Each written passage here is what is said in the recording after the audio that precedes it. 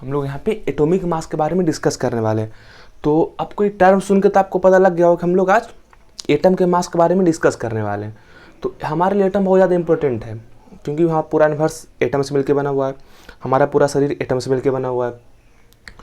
तो जब एटम हमारे लिए इतना इंपॉर्टेंट है तो एटॉमिक मास हमारे लिए बहुत ज़्यादा इंपॉर्टेंट है, क्योंकि हम जितना लॉ ऑफ केमिकल कम्बिनेशन पढ़ते हैं, या फिर जैसे हम पढ़े थे law of conservation of mass in chemical reaction, mass of reactant equal to mass of product, हमको एटॉमिक मास पता होगा तब ना हम रिएक्टेंट का मास निकाल पाएंगे। तो हमारे लिए एटॉमिक मास बहुत ही इंपॉर्टेंट टॉपिक है, क्योंकि हम आगे न्यूमेरिकल बनाने वाले हैं तो इसका बहुत ज़्यादा यूज होगा। तो इसको समझ लेते हैं। सबसे पहले हम एटॉमिक मास क्या है? The mass of an atom of a chemical element.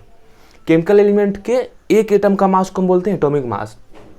क्या होता है? इसके किसके बराबर होता है? It is approximately equivalent to the number of protons and neutrons. किसके बराबर होता है?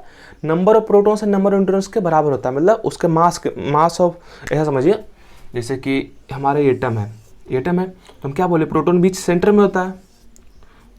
जितना ही प्रोटॉन होगा, 6 प्रोटॉन 7 प्रोटॉन जितना होगा, मान लीजिए हम 6 प्रोटॉन कर दिए, कितना? 6 प्रोटॉन सेंटर में और 6 इलेक्ट्रॉन बाहर में है।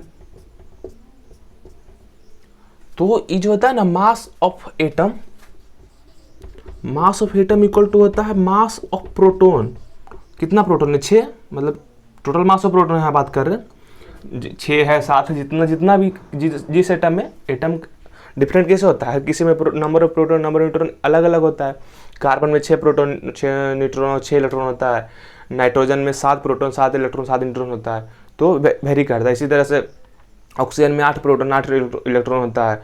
तो हर किसी का एलिमेंट इसी तरह से वेरी करता है। तो मास ऑफ एटम क्या होगा? मास of proton plus mass of neutron. यहाँ पे हम इलेक्ट्रॉन का मास नहीं ले रहे हैं, ऐसा न्यूट्रॉन डिनोट करते हैं। हम मास ऑफ इलेक्ट्रॉन नहीं ले रहे। क्यों नहीं ले रहे हैं? क्योंकि हम बात किए कि मास ऑफ इलेक्ट्रॉन बहुत कम होता है, बहुत छोटा होता है। पहले ही मास ऑफ प्रोटॉन बहुत छोटा यूनिट है। अब मास ऑफ इलेक्ट्रॉन उससे भी छोटा है। हम बात किए थे ना कि मास ऑफ इलेक्ट्रॉन क्या आता है? 1/1836 टाइम्स मास ऑफ प्रोटॉन। मतलब पहले ही मास ऑफ प्रोटॉन कितना छोटा टर्म था, मतलब 10⁻⁻26 kg, 27 kg का ऑलमोस्ट था। उसको हम 2000 से डिवाइड करेंगे तो और ज़्यादा कम जाएगा। तो काफ़ी छोटा हो जाएगा। इसलिए मास इलेक्ट्रॉन को क्या करते हैं? एटॉमिक मास में नेगलेक्ट कर देते हैं। सिर्फ यही दोनों के मास को हम एटॉमिक मास मान लेते हैं। तो इसको लिख लीजिए एक बार। क्या? हाँ, हम अब डिस्कस करने वाले हैं, वापिस से हम पीछे जा रहे हैं। हम डाल्टन एटॉमिक थ्योरी पढ़े थे। आपको याद होगा डाल्टन एटॉमिक थ्योरी के कुछ पॉइंट जो हम डिस्कस किए थे, उनका पोस्टुलेट जो था। तो उसमें से तीसरा चौथा पोस्टुलेट शायद लिखे थे कि each element has characteristic atomic mass. Her element के एटम का हम इस पर डिस्कस कर चुके हैं कि हर एलिमेंट का एटम जो होता है उसका सेम मास होता है, सेम केमिकल प्रॉपर्टी होता है। जैसे गोल्ड का एटम है तो गोल्ड का कोई 2 एटम उठा लें हम, तो दोनों का मास सेम होगा, दोनों का केमिकल प्रॉपर्टी सेम होगा। यही 2 अलग एलिमेंट है, दोनों का मास, दोनों अलग एलिमेंट का दो एटम निकाले। से एक गोल्ड का एटम ले ले, एक सिल्वर का एटम ले ले, दोनों एटम ही है लेकिन दोनों का मास अलग होगा, दोनों का केमिकल प्रॉपर्टीज भी अलग होगा। तो डाल्टन का जो सबसे बढ़िया डिस्कवरी था, बहुत बढ़िया खोज, मतलब हम आज क्यों पढ़ रहे हैं? अच्छा कुछ था उसमें, कुछ अच्छा ही था तब हम पढ़ते हैं। टोटल बात ही उनका गलत रहता तो आज हमारे बुक में नहीं मिलता हो। ऐसा बहुत सारे लोग होंगे जो एटॉमिक थ्योरी दिए होंगे, लेकिन उनका मैक्सिमम बात गलत ही होगा या 100% बात गलत होगा, तो हम उसको बुक में नहीं पढ़ते। डाल्टन का बुक में दिया हुआ क्योंकि उनका कुछ अच्छा बात भी था। तो उनका सबसे बड़ा जो कंसेप्ट था, बड़ा अच्छा डिस्कवर था पॉइंट उनका, एटॉमिक मास के बारे में बात किए थे। आपके यहाँ से टीम दिया हुआ है एटॉमिक मास के बारे में, वहाँ पे पढ़िएगा। अच्छा, आप ऐसा कीजिएगा ना, जब हम यहाँ पे पढ़ लेते हैं, जैसे मान लीजिए एटॉमिक मास टॉपिक हम पढ़ लिए यहाँ पे, तो अब जाके वापस एटॉमिक मास टॉपिक को वापस अपने एनसीईआरटी से पढ़िएगा। तो हो सकता है कि इसे 2 फायदा होगा। हो सकता है कि यहाँ पे कुछ पॉइंट हम मिस कर गए हों, मिस कर जाएंगे तो आप वहाँ पे पढ़ लीजिएगा। हो सकता है वहाँ पे आप पहले पढ़े होंगे, आपको समझ नहीं आया होगा, लेकिन अब समझ में आ जाएगा, क्योंकि एनसीईआरटी बहुत अच्छा बुक है। तो एनसीईआरटी को पढ़ना बहुत इंपॉर्टेंट है, तो आप एनसीईआरटी जरूर पढ़िएगा। उनका ही सबसे बढ़िया डिस्कवरी था कि each element has characteristic atomic mass. Her element का उसका अपना एटॉमिक मास होता है। और अच्छा, तो मास होता है तो मास कैसे निकालें हम, किस तरह से निकालें? अभी तो ऐसा यूनिट ऑफ मास क्या है? केजी है। तो हम बार बार केजी तो यूज नहीं कर सकते, क्योंकि एटम इतना छोटा है। जैसे हम केजी में निकालते हैं तो ऑलमोस्ट जानते हैं, अभी के हिसाब से, हम प्रेजेंट के हिसाब से 10⁻24 kg के टर्म में आता है। और यहाँ पे बहुत सारा डेसिमल का टर्म आता है।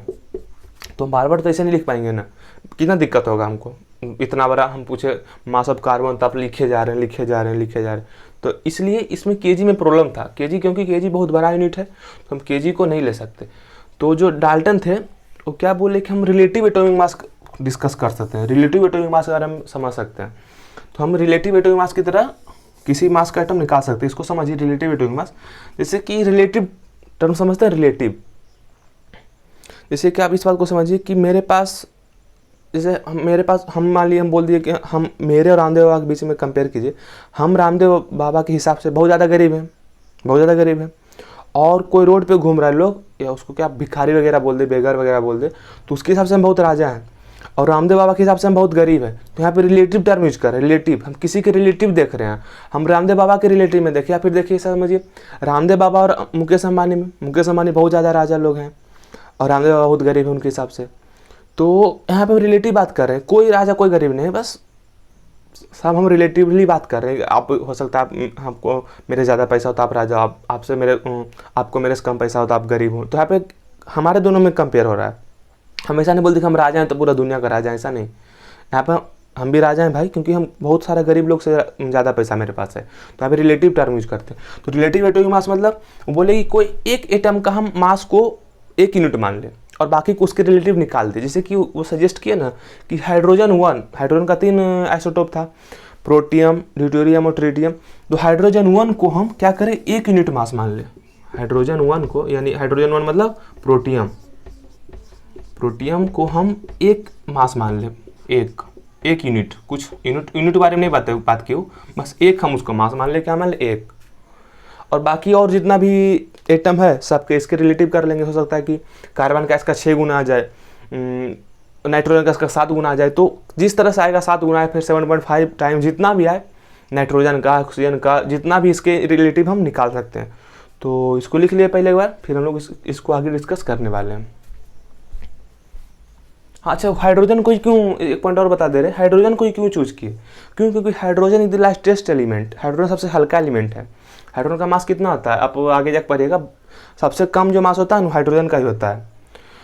तो इसको लिख लिए, क्यों चुना हाइड्रोजन को, क्योंकि हाइड्रोजन लाइटेस्ट एलिमेंट है। तो इसको लिख लिए, फिर हम आगे डिस्कस करने वाले हैं। यहाँ पे हम आगे डिस्कस करने वाले हैं। एक और साइंटिस्ट थे, विल्हेम ओस्टवाल्ड। वो क्या बोले कि रिलेटिव एटॉमिक मास ज़्यादा अच्छा हो जाएगा, ज़्यादा अच्छा हमारे लिए। कब? जब हम हाइड्रोजन 1 को 1 एटॉमिक मास यूनिट नहीं ले। हाइड्रोजन 1 को लिए थे ना 1 यूनिट मास, हम उसको नहीं, किसको किसको यूनिट मास ले, किसको मास मान ले रिलेटिव एटॉमिक मास में 1/16 मास ऑफ ऑक्सीजन एटम। जैसे कि वहाँ पे बात किए थे कि डाल्टन के हिसाब से कि हाइड्रोजन 1 को क्या 1 मास माने थे, 1 बिना कोई यूनिट का 1 हो जाएगा। तो बोले नहीं, ये सही नहीं है। क्यों सही नहीं? क्योंकि हम जब इसके रिलेटिव निकाल रहे थे एटॉमिक मास, तो बहुत सारा एलिमेंट का कैसा मास आया, डेसिमल में आया। और ये हाइड्रोजन का मतलब उस समय तो हमारे पास मास, एक अभी हमारे पास डिवाइस है मास स्पेक्ट्रोमेट्री, ये क्या करता है, एक एटम का मास निकाल देता। लेकिन उस समय हमारे पास मास स्पेक्ट्रोमेट्री नहीं था, तो हमको दिक्कत हो जाता था। हम कैसे मास निकाल देते हैं दूसरे का, तो केमिकल रिएक्शन करवा के, लॉ ऑफ केमिकल कम्बिनेशन की मदद से हम मास निकाल देते। तो हाइड्रोजन हर किसी से रिएक्शन नहीं करता, जब रिएक्शन करेगा तब हम लॉ ऑफ केमिकल कम्बिनेशन लगाएंगे। तो हाइड्रोजन हर किसी रिएक्शन नहीं करता, इसलिए हम हाइड्रोजन को एक्सेप्ट नहीं किए। जब हम इस टर्म को बोलते हैं कि हम बोलते हैं कि हम लोग ऐसा बोले, तो आप समझिए कि साइंटिस्ट बोल रहे हैं। कभी कभी हो जाता है कि जब साइंटिस्ट को ये डिस्कवर कर देते हैं तो हम लोग उसको हर कोई मानते हैं तब ना उसको, या फिर हम हर कोई, या फिर हमारे जो केमिस्ट्री में है क्या हो, IUPAC, हाँ, international union of pure and applied chemistry, उसको बोलते हैं हाँ ऐसा ही, तब हम लोग मानते हैं। ऐसे हम लोग नहीं मानते हैं। ऐसे हम भी कुछ बोल दे, कुछ लाभ दे दे तो आप नहीं मानिएगा जब तक उसको IUPAC उसको वेरीफाइड नहीं करता है। तो जैसे हेल्थ के क्षेत्र में क्या WHO, तो WHO है वर्ल्ड हेल्थ ऑर्गेनाइजेशन, तो हर क्षेत्र में होता है। फिजिक्स के क्षेत्र में भी है, जो एसाइनमेंट का जो एसाइनमेंट के बारे में जो बताया था, तो हर किसी क्षेत्र में, मैथमेटिक्स के क्षेत्र में। तो हम लोग यहाँ पे बात क्या कर रहे हैं कि ओस्टवाल्ड थे, बोले कि एक हम क्या टर्म भी दे दिए कि 1 एटॉमिक मास यूनिट क्या होगा, 1/16 mass of 1 carbon atom. 1 carbon atom, एक कार्बन एटम का जितना मास है उसका कितना होगा 1/16 पार्ट होगा एक एटॉमिक मास यूनिट।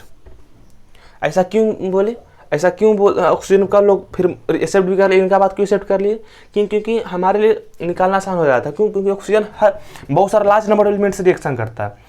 एलिमेंट से रिएक्शन करा क्या बनता है, ऑक्साइड बनाता है। जैसे कि आप सोचिए सोडियम ऑक्साइड, तो सोडियम ऑक्सीजन रिएक्शन करता है, लिथियम ऑक्साइड, हर कोई मतलब मैक्सिमम एलिमेंट ऑक्सीजन से रिएक्शन करता है।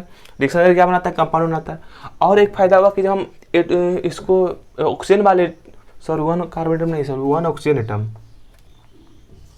हम अभी क्या ऑक्सीजन एटम के बारे में बात कर रहे हैं, गलती हो गया तो सुधार लिएगा, वन ऑक्सीजन एटम। तो ऐसा इसलिए बोले कि ऑक्सीजन, जब ऑक्सीजन का हम यूज कर रहे थे तो बहुत सारे एलिमेंट का क्या है, जो एटॉमिक मास आया होल नंबर में आया। होल नंबर मतलब 0 1 2 3 4 6 लेकिन इन्फिनिटी तक।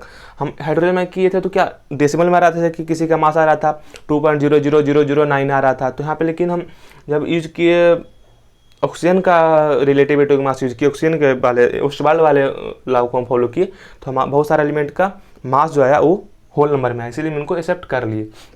लेकिन आगे जाके 1961 में इनको भी इसका भी हट गया। अभी हम लोग क्या यूज करते हैं, अभी तो जानते हैं आप लोग, हम कार्बन को यूज करते हैं, तो इनका बात को नहीं माना गया 1961 में। दूसरी बात को हम लोग डिस्कस कर लेते हैं। अच्छा, एक पॉइंट हमको और डिस्कस करना है कि हम लॉ ऑफ केमिकल कम्बिनेशन से कैसे किसी का एटॉमिक मास निकाल सकते हैं।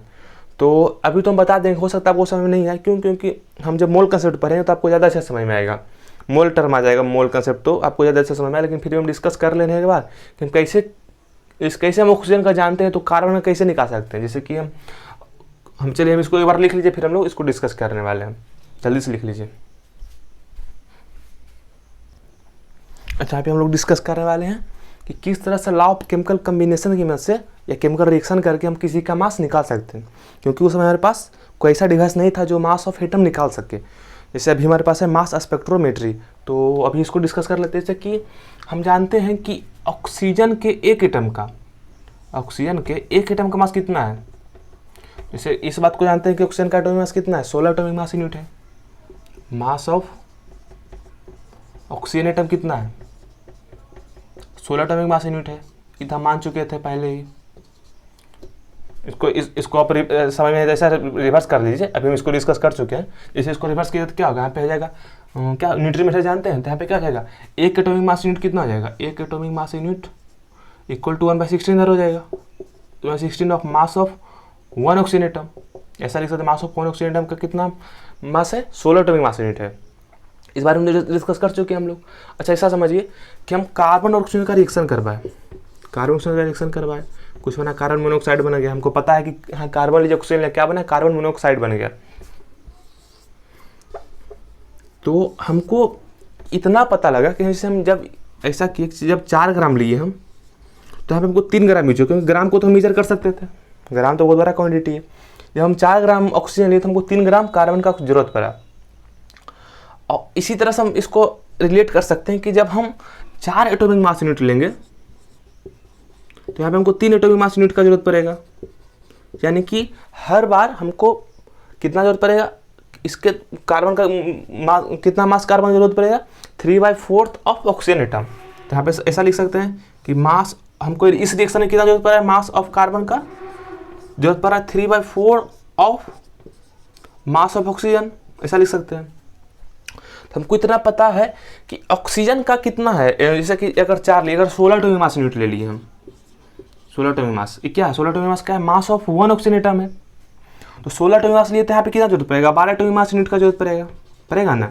इसको 4 से मल्टीप्लाई कर दीजिए, 3 × 4 12, 4 × 16, 4 × 4 16। तो अगर हम 16 एटॉमिक मास यूनिट लिए तो यहाँ पे कितना जरूरत है, 12 एटॉमिक मास यूनिट का जरूरत पड़ा हमको इतना ही पता है कि कार्बन मोनोऑक्साइड बन रहा है यहाँ पे, उसमें एक कार्बन और एक ऑक्सीजन होता है, इतना भी हमको पता है, ये पॉइंट भी हमको पता है। तो अगर मास ऑफ कार्बन है 3/4 था मास ऑफ ऑक्सीजन, यहाँ से हमको पता लग गया। तो मास ऑफ कार्बन क्या आ जाएगा, मास ऑफ वन कार्बन एटम कितना आ जाएगा, ऐसा लिख लीजिए, मास ऑफ वन कार्बन एटम कितना आ जाएगा, वन, चलिए यहाँ पे लिख लेते हैं अच्छे से। यहाँ पे मास ऑफ वन कार्बन एटम कितना आ जाएगा, 3/4 मास ऑफ वन ऑक्सीजन एटम। हम इसको एक्सपेरिमेंट से निकाल दीजिए ना, रिएक्शन करवा के। रिएक्शन कैसे करवाए थे, हम ग्राम में लिए थे, इसको हम चेंज करते हैं एटॉमिक मास यूनिट में। हम ग्राम में लिए तो देखिए ग्राम में 3/4 जरूरत पड़ा है कार्बन 3/4 पार्ट जरूरत पड़ रहा है, 4 ग्राम है, यहाँ पे 3 ग्राम, यानी कि 3/4 भाग हिस्सा जरूरत पड़ रहा है, यानी कि 75% हम इसका यूज कर रहे हैं। 75% क्या आता है, निकालिए 75% का 3/4 होता है। तो इस तरह से हम यहाँ से कंक्लूड कर सकते हैं कि 3/4 into mass of 1 oxygen atom कितना है 16, यानी कि हमको यहाँ से क्या पता लग गया कि मास ऑफ 1 ऑक्सीजन एटम कितना है 12 atomic mass, sorry mass of 1 carbon atom कितना है 12 एटॉमिक मास यूनिट है। मास ऑफ 1 ऑक्सीजन एटम कितना है 16 एटॉमिक मास यूनिट है। मास ऑफ 1 कार्बन एटम कितना है 12 एटॉमिक मास यूनिट है। इस तरह से हम किसी और का भी निकाल सकते हैं। आप किसी और का रिएक्शन करवा लीजिए, आप खुद भी कर सकते हैं, ऐसा नहीं कि हम खुद ही रिएक्शन कर। एग्जाम्पल और ले रहे हैं, एग्जाम्पल क्या ले रहे हैं, हाइड्रोजन का मास निकालना चाह रहे हैं। हमको क्या जरूरत है, हाइड्रोजन का मास निकालने की जरूरत है। तो हम हाइड्रोजन की क्या करेंगे, ऑक्सीजन से रिएक्शन करवा देंगे, तो यहाँ पे क्या बनेगा, वाटर बन जाएगा। हमारे एक्सपेरिमेंटल ऑब्जर्वेशन है कि यहाँ पे हम अगर 4 एटॉमिक मास यूनिट लिए तो हमें यहाँ पे हमको कितना जरूरत पड़ेगा, तो हम निकाल सकते हैं। सॉरी 4 ग्राम ऑक्सीजन ले लिए, एटॉमिक मास यूनिट हमको पता ही नहीं क्या है, तो क्या लिए हम 4 ग्राम, ग्राम तुमको पता है, तो 4 ग्राम क्या लिए हम ऑक्सीजन ले लिए, 4 ग्राम ऑक्सीजन लिए। तो यहाँ पे हमको जरूरत पड़ा 0.5 ग्राम हाइड्रोजन का जरूरत पड़ा पूरा रिएक्शन कराने के लिए, रिएक्शन कंप्लीट कराने के लिए, ताकि रिएक्शन पूरा हो जाए। तो यहाँ पे 2 हाइड्रोजन है, क्योंकि यहाँ पे बैलेंस करना पड़ेगा। तो साइंटिस्ट तो केमिकल रिएक्शन के बारे में जानते ही थे, तो रिएक्शन बैलेंस कर लेते थे, मतलब उस समय भी बैलेंस होता था।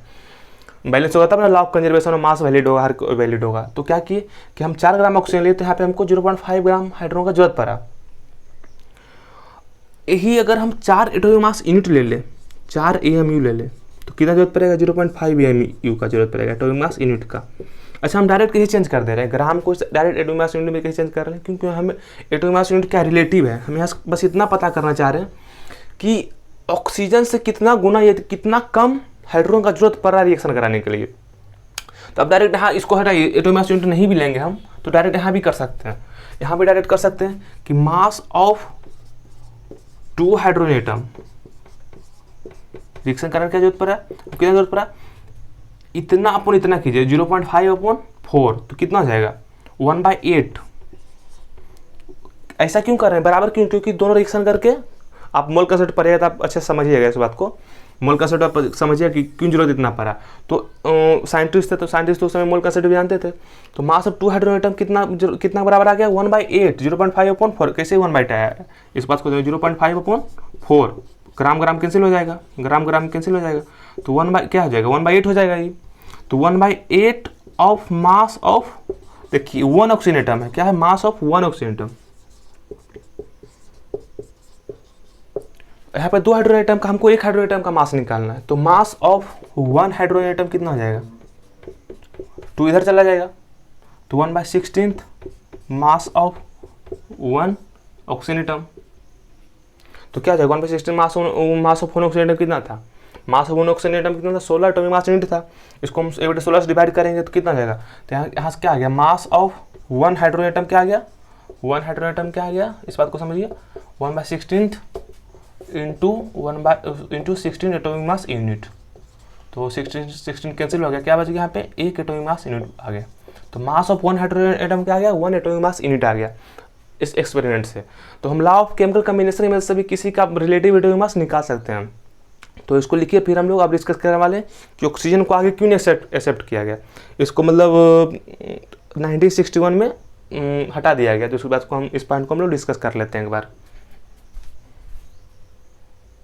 हम यहाँ पे डिस्कस करने वाले हैं कि 1961 में हम ऑक्सीजन हटा के कार्बन को एटॉमिक मास यूनिट के लिए यूज करने लगे। ऐसा क्यों हुआ, ऐसा इसलिए हुआ कि हम बहुत पहले मतलब डाल्टन के टाइम में हम आइसोटोप के बारे में नहीं जानते। आइसोटोप क्या होता है, सेम एलिमेंट लेकिन उसका मास अलग है। सेम एलिमेंट से हम बात किए थे ना, हाइड्रोजन का आइसोटोप। हाइड्रोजन का आइसोटोप 3 आइसोटोप था, प्रोटियम, ड्यूटेरियम और ट्रिटियम। इक्वेशन है ना, हम जब खुद जेईई मेंस दे रहे थे तो इक्वेशन जेईई मेंस में आया था कि हाइड्रोजन कितना आइसोटोप होता है, तो इसको याद रखिएगा। तो चूंकि आइसोटोप का डिस्कवरी कब होने लगा, शुरू हो गया 1912 में। तो यहाँ पे कन्फ्यूजन हो गया, इसलिए कन्फ्यूजन हो गया। और आइसोटोपिक ऑक्सीजन का डिस्कवरी कब हुआ कि ऑक्सीजन का आइसोटोप है, कैसे कब पता लगा 1929 में। तो ऐसे ऑक्सीजन का तो बहुत सारे आइसोटोप है, मतलब 10-12 आइसोटोप है ऑक्सीजन का, 15 आइसोटोप है, लेकिन 3 जो है स्टेबल है। कौन कौन स्टेबल है, एक है ऑक्सीजन का जिसका मास 16 एटॉमिक मास यूनिट है, एक ऑक्सीजन जिसका मास 17 एटॉमिक मास यूनिट है, एक जो है जिसका 18 एटॉमिक मास यूनिट शायद है ये। हाँ, और ये जो हमारा अर्थ में नेचर में पाया जाता है 99.76% पाया जाता है रिलेटिव अमाउंट, मतलब टोटल ऑक्सीजन जितना है, मॉडल मान लीजिए टोटल 100 लीटर ऑक्सीजन है, उसमें 99.76 लीटर 16 मास वाला पाया जाता है। 17 वाला 0.04% पाया जाता है हमारे एटमॉस्फेयर में, और ये कितना बच गया टोटल 0.20 बच गया, 0.20% पाया जाता है जिसका मास 18 है। तो ऑक्सीजन का आइसोटोप का डिस्कवरी कब हो गया 1929 में। तो वहाँ साइंटिस्ट के मन में कन्फ्यूजन आ गया, क्यों? क्योंकि कुछ साइंटिस्ट जो एक एटॉमिक मास यूनिट ले रहे थे, जैसा कि एटॉमिक मास यूनिट क्या होता है, एक एटॉमिक मास यूनिट होता है 1/16 mass of 1 carbon atom, 1 carbon atom, sorry 1 oxygen atom, yes बार बार लिख देते हैं 1 ऑक्सीजन एटम। लेकिन कुछ साइंटिस्ट क्या कर रहे थे कि जिसका मास 16 एटॉमिक मास यूनिट उसको ले रहे थे, इसका तो ये ले रहे थे जिसका 99.76% है, तो इनका कुछ अलग आ रहा था। कुछ क्या कर रहा था कि तीनों को कंबाइन करके जो हमारे एटमॉस्फेयर में पाया जाता है, जैसे कि मास तो चेंज कर जाएगा, जैसे कि आप 3 लोग हैं, तीनों हम जैसे कि 3 भाई आप लोग हैं, तीनों जुड़वा भाई हैं, तो हम तीनों का अगर तीनों का मास निकाले, तीनों को कंबाइन करके हम एवरेज निकालें, इसको हम निकालेंगे एवरेज एटॉमिक मास। जैसे 3 लोग हैं, तीनों में थोड़ा थोड़ा डिफरेंस है, मतलब तीनों का एवरेज लेंगे तो अंतर तो थोड़ा बहुत आ ही जाएगा। मतलब एक तो इतना छोटा हम यूनिट ले रहे हैं, उसमें अगर छोटा सा भी अंतर आएगा, जैसे कि हम कोई सामान खरीदते हैं, आम खरीदते हैं तो 10 ग्राम ज़्यादा दे देता है, हम 10 ग्राम 5 ग्राम आपको ज़्यादा दे देगा। लेकिन आप सोना खरीदने जाइएगा तो आपको 10 ग्राम देगा ज़्यादा, 10 ग्राम तो आप खरीदने ही जा रहे हैं, 2 ग्राम खरीदने जा रहे हैं, आपको 2 ग्राम ज़्यादा कैसे दे सकता है? तो ऐसा नहीं हो सकता। हम जब इतना छोटा यूनिट के बारे में बात करें तो हम छोटा से छोटा चीज़ को भी कंसिडर करेंगे। तो एक तो हो गया कि इसका तो कुछ 16 आइसोटोप वाला यूज़ कर रहे थे, कुछ तीनों को एवरेज करके यूज कर रहे थे, जो हमारे ऑक्सीजन जो एटमॉस्फेयर में पाया जाता है। तो वहाँ से कन्फ्यूजन हो गया, इसको इस पॉइंट को हम लिख दिए, scientist used AMU based on some scientist, कुछ साइंटिस्ट इस पर बेस्ड किए ऑन द नेचुरल एविडेंस, जो हमारे नेचर में पाया जाता है उसको ऑक्सीजन यूज किए, और कुछ साइंटिस्ट क्या किए 16 आइसोटोप वाला ऑक्सीजन को यूज किए। तो यहाँ पे क्या हुआ, कन्फ्यूजन हो गया, किन्हीं का अलग आ रहा था, किन्हीं का अलग आ रहा था। अलग आएगा, ऑफ कोर्स अलग आएगा भाई, एटॉमिक यूनिट कितना छोटा यूनिट है, इसमें भी अगर थोड़ा सा भी चेंज करेंगे तो और अंतर आ जाएगा, तो हमारा सारा कुछ गड़बड़ हो जाएगा, तो इसीलिए इसमें प्रॉब्लम आ गया। तो इसको लिखिए, फिर हम लोग डिस्कस करने वाले हैं कि हम कार्बन 12 को क्यों एक्सेप्ट किए। तो इसको लिख लीजिए एक बार। यहाँ पे हम लोग डिस्कस कर रहे हैं कि ऑक्सीजन को क्यों हटा दिया गया रिलेटिव एटॉमिक मास के कंसेप्ट से। तो हम किसको यूज किए, in 1961 decision made to use carbon 12। Carbon का भी 3 आइसोटोप होता है, कार्बन 12, कार्बन 13 और कार्बन 14। कार्बन 14 रेडियो एक्टिव होता है, लेकिन कार्बन का भी 3 आइसोटोप होता है। लेकिन किसको एटॉमिक मास यूनिट के लिए यूज करेंगे, कार्बन 12 वाले आइसोटोप को। यहाँ पे क्लियर कर दिया गया क्योंकि आइसोटोप का डिस्कवर हो चुका था इस टाइम पे। For the basis of unit of मैंने यूनिट के लिए हम किसको यूज करें, कार्बन 12 वाले आइसोटोप को यूज करें। क्यों? क्योंकि कन्फ्यूजन से बचने के लिए, ऑक्सीजन जो ऑक्सीजन का डिफाइंड यूनिट था उस कन्फ्यूजन से बचने के लिए हम किसको यूज करेंगे, कार्बन 12 वाले आइसोटोप को हम यूज करेंगे। तो ऐसा भी है कि आपके एनसीईआरटी में टॉपिक समझाया हुआ, जैसे कि हम भी रिलेटिव कुछ निकाल सकते हैं, relative atomic mass, relative mass हम बना सकते हैं हम भी। जैसे कि आपके बुक में समझाया हो कि तरबूज क्या किया, तरबूज को 12 पार्ट में डिवाइड कर दिया है, और एक पार्ट को क्या बोल दिया है कि यही है एक फ्रूट मास यूनिट। क्या किया है, एक पार्ट को, जैसे कि आप उसके यहाँ सेव लेने जाइए तो आपको 100 रुपया में 1 यूनिट सेव देगा। 1 यूनिट सेव क्या होगा, जैसे अब क्या किया, तरबूज को 12 पार्ट में डिवाइड कर दिया, तो एक फ्रूट मास यूनिट क्या हो गया, आप इसको पढ़िएगा बुक में जाकर तो अच्छा समझ में आएगा। 1/12 इंटू मास ऑफ वाटरमेलन, जो भी वाटरमेलन है, तो 1 फ्रूट मास यूनिट हो गया। तो क्या किया, वो 12 पार्ट में डिवाइड कर दिया। आप उसके सेव लेने जा रहे हैं तो बोला कि हम 100 रुपये का 1 यूनिट सेव देंगे। तो क्या किया, आपको 100 रुपये आपसे ले लिया, और आपको एक तराजू होता है, उसको 2 तरफ में, एक तरफ में सेव को रख दिया, एक तरफ में क्या किया, तरबूज का 1/12 भाग को रख दिया, और 100 रुपये आपको उतना सेव दे रहा है। उसके पास हो सकता है थी नहीं हो, वजन करने वाला नहीं हो, तो हम भी रिलेटिव एटॉमिक मास बना सकते हैं। तो आप एनसीईआरटी पढ़ते रहिए, एनसीईआरटी में बहुत बढ़िया समझाता है कोई चीज़ को, एनसीईआरटी इसलिए बहुत बढ़िया बुक है, तो एनसीईआरटी पढ़ते रहिए। हाँ, तो हम क्या बात कर रहे थे, हाँ यहाँ पे हुआ कि हम ओस्टवाल्ड किस यूनिट को यूज किए थे, एटॉमिक मास यूनिट को, एएमयू यूज किए थे, लेकिन वहाँ पे क्या किए, यू को अब साइंटिस्ट बोले कि नहीं यहाँ पे AMU नहीं यूज करें, हम लोग क्या करेंगे यू। इसको क्या बोलते हैं? यूनिफाइड मास। इसको क्या बोलते हैं? यूनिफाइड मास। जैसे हम यूथ की बात कर रहे थे ना कि 1 एटॉमिक मास यूनिट बराबर 1/16 of mass of 1 oxygen atom, तो यहाँ पे क्या करेंगे 1U बराबर 1/12 मास ऑफ कार्बन 12 आइसोटोप। लेकिन हालांकि कुछ साइंटिस्ट का बोलना था कि हमको कोई फर्क नहीं पड़ता, हम AMU भी यूज करें तो क्या ही फर्क पड़ता है, AMU को ही मान लेंगे, हम तो यहाँ पे एटम ही चेंज कर दिए तो हमको कोई दिक्कत नहीं है, कोई कन्फ्यूजन नहीं है। तो क्या कुछ साइंटिस्ट अभी भी AMU यूज करते हैं, कुछ U यूज करते हैं, और कुछ का मानना था कि नहीं हम ऐसा करते हैं कि एक डाल्टन कर लेते हैं, हम एटॉमिक मास यूनिट बैठाते हैं, यूनिफाइड मास बैठा देते हैं, क्या करते हैं डाल्टन के सम्मान में हम क्या यूज करते हैं डाल्टन। तो तीनों बराबर ही, एक यूनिफाइड मास, एक एटॉमिक मास यूनिट और एक डाल्टन, तीनों बराबर ही। तो हम कुछ भी लिखे तो आपको कंफ्यूज नहीं होना है। तो एटॉमिक मास के यूनिट का क्या डिफिनेशन हो गया? इट इज ए यूनिट मास, इसको हम समझ हो गए, वैसे ऐसे डिफिनेशन लिख दे रहे हैं क्या है? It is a unit mass use to express atomic mass and molecular mass. Atomic mass unit क्या हो गया? यूनिट मास हो गया। यूनिट मतलब एक मास हो गया, जिससे हम मोलिकुलर मास और एटॉमिक मास को डिफाइन कर सकते हैं। तो हमारे नया सिस्टम उससे क्या आ गया? एक एटॉमिक मास यूनिट या फिर एक यूनिफाइड मास बराबर कितना होगा? हम जो डिफाइन किए 1/12 मास ऑफ 1 कार्बन 12 मतलब जो कार्बन का 12 आइसोटोप है उसको यूज किए। जितना भी इस बात को समझिए, एक एटॉमिक मास यूनिट किसको डिफाइन किया?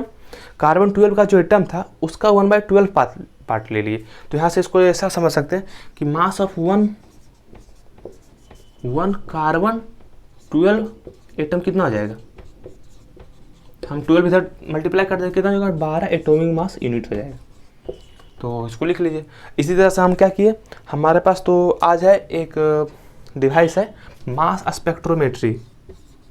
क्या है? मास स्पेक्ट्रोमेट्री है।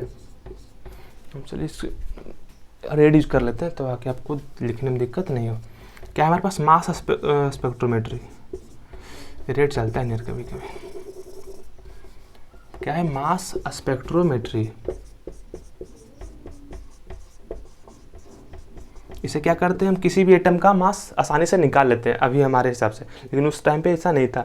तो हम अभी क्या किए, निकाले, हर किसी का एटम का निकाले। तो मास ऑफ हाइड्रोजन एटम कितना आ रहा था? हाइड्रोजन 1 एटम कितना आ रहा था? 1.008 यूनिट आ रहा था mass of hydrogen atom. Dalton ने का ही नहीं यूज किए थे, डाल्टन इसी को यूज किए थे। इसी तरह से हम यहाँ पे कुछ याद कर लीजिएगा आप लोग, कुछ का एटॉमिक मास यूनिट याद किया जाएगा। तो यहाँ पे हमेशा लिख दे रहे हैं, हम लिख देंगे अभी। तो मास ऑफ ऑक्सीजन एटम कितना आ रहा था? ऑक्सीजन जो 16 आइसोटोप था, ऑक्सीजन का 16 आइसोटोप, उसका आ रहा था 15.995 एटॉमिक मास यूनिट या फिर यूनिफाइड मास। तो हर एटम का कुछ कुछ आ रहा था। अभी हम मास स्पेक्ट्रोमेट्री यूज करके निकाल रहे थे, तो मतलब साइंटिस्ट निकाले। तो यहाँ पे आप कुछ याद कर लीजिएगा। देखिए यहाँ पे भी क्या आया? एजेक्ट 16 नहीं आया, क्या आया? 15.995 आया। लेकिन यहाँ पे एजेक्ट 12 आता है, एजेक्ट 12 आता है तो हमारे लिए आसान हो जाता है। यहाँ पे इसको हम अगर 1/16 से डिवाइड करेंगे तो कितना ज़्यादा दिक्कत हो जाएगा, बहुत डिसिमल में आ जाएगा। तो इसलिए हम इसको ऑक्सीजन को नहीं लिए, तो इसको लिख लिए। फिर यही था एटॉमिक मास यूनिट। यहाँ पे कुछ हम 1 से 20 तक के एटॉमिक मास यूनिट लिख दे रहे हैं, इसको आप याद कर लीजिएगा। हम लोग एवरेज एटॉमिक मास अगले लेक्चर में पढ़ेंगे, क्योंकि इसमें बहुत ज़्यादा बड़ा हो जाएगा। तो हम लोग average atomic mass, molecular mass और फॉर्मूला यूनिट मास अगले लेक्चर में पढ़ेंगे। तो इसको अगर लिख लीजिए आप लोग। यहाँ पे हम कुछ एटम का मास याद करें, कुछ एटम का एटॉमिक मास यूनिट याद करें कि एक एटम का मास उसका कितना है। जैसे कि हाइड्रोजन के एक एटम का मास कितना है, सिलिकॉन के एक एटम का मास कितना है। किसमें यूज करें? यूनिफाइड मास में हम लोग, या फिर एटॉमिक मास यूनिट में टर्म याद कर रहे हैं, हमको याद करना है यहाँ पे। तो इसको आप लोग याद कर लीजिएगा। हो सकता है आपके पास एक बुक आता है लैंग्वेज ऑफ केमिस्ट्री, तो हो सकता है आपके पास होगा, तो आपके पास तो टेबल बना हुआ होगा। लेकिन जिनके पास नहीं, उनके लिए हम क्या किए, टेबल बना दिए। तो हाइड्रोजन का सिंबल यहाँ पे लिख दिया। सिंबल क्या होता है? H होता है, और उसका एटॉमिक मास यूनिट क्या होता है? 1.008। लेकिन हम जब न्यूमेरिकल बनाएंगे आगे जाके, तो हम वहाँ पे 1 यूज कर लेंगे। क्या कर लेंगे? 1 यूज कर लेंगे, 1 एटॉमिक मास यूनिट। इस तरह से हम हर किसी को क्या करेंगे, हम पॉइंट में याद नहीं करेंगे, डिसिमल हमको याद नहीं करना। हम याद करना के लिए आसानी के हम क्या करेंगे, इसको क्या कहते हैं उसको, जैसे कि हम क्या करेंगे, इसको डेसिमल को हटा देंगे। जैसे कि वो क्या कहते हैं, बैलेंस नहीं कर रहे हैं इसको। मैथ में क्या एक टर्म आता है ना, हम नाम बोल रहे हैं उसको, क्या कहते हैं, 10th दिस तक 1 से इस तक बैलेंस, उसको हम नाम भूल गए यार। एक मिनट। अच्छा याद आ गया, इसको बोलते हैं राउंड ऑफ करना। तो हम क्या करेंगे, हर किसी को राउंड ऑफ करके याद कर लेंगे। जैसे कि हीलियम में कितना याद कर लेंगे, 4 याद कर लेंगे। आप लोग को 4 याद करना है। 6.94 को किस में राउंड ऑफ कर सकते हैं, 7 में राउंड ऑफ कर सकते हैं। तो इस तरह से पूछेगा आपके लिथियम का कितना मास है। लिथियम के एक एटम का मास कितना है, 7 एटॉमिक मास यूनिट इसका है मास, 7 एटॉमिक मास यूनिट। इस तरह से बेरिलियम का 9 हो जाएगा। तो हम बैलेंस कर लेंगे 10.81 को किस में, 11 में बैलेंस कर सकते हैं, 11 में। अच्छा हम बात किए थे अभी कि कार्बन, हाँ कार्बन का ही नहीं, कि कार्बन का 15.995 है उसका कार्बन 12 किसका है, कार्बन 12 का बात की ना कि एजेक्ट 12 ग्राम होता है, 12 एटॉमिक मास यूनिट होता है। लेकिन यहाँ पे हमको तो 12.001 आ रहा है। ऐसा क्यों हो रहा है, क्यों, क्योंकि हम यहाँ पे हम एवरेज एटॉमिक मास यूनिट लिखते हैं। हम इसके बाद एवरेज एटॉमिक मास पढ़ने वाले हैं। तो हम लोग एवरेज एटॉमिक मास में क्या करते हैं ना कि जितना आइसोटोप है ना सबको हम का एवरेज निकालते हैं, कितना है उसका भी हम कंसीडर करते हैं। तो इसलिए इसका डेसिमल में आ गया। लेकिन हमको याद क्या करना है, सिर्फ 12 याद करना है, 12 याद करना है। तो एक बार जल्दी से हम क्या कर ले रहे हैं, लिख दे रहे हैं। तो आपको सिर्फ वही याद करना है। हम एक बार जल्दी से लिख दे रहे हैं राउंड ऑफ करके। तो यहाँ पे हम राउंड ऑफ करके हर किसी का एक एटम का मास लिखे हैं। यहाँ पे क्या है, एक एटम का मास है। बोरोन के एक एटम का मास कितना है, 9 है। फॉस्फोरस के एक एटम का मास कितना है, 31 एटॉमिक मास यूनिट है। तो आप हर किसी का हम यहाँ पे राउंड ऑफ करके लिख दिए, इसको आप याद कर लीजिएगा। आप लोग को सैम्पल तो याद ही हो गया अब तक, लेकिन आप लोग को अब एक और होमवर्क मिल गया आज के लेक्चर में कि आप लोग को इसको याद कर लें। याद कीजिएगा तभी से आपसे मोलिकुलर मास का क्वेश्चन सॉल्व होगा, तब को याद कर लेना जल्दी से। तो ठीक है, एटॉमिक मास यूनिट नहीं रखते आज के लिए, एटॉमिक मास यूनिट कंप्लीट हो गया। तो हम लोग अब एवरेज एटॉमिक मास के बारे में पढ़ेंगे अगले लेक्चर में। Thank you.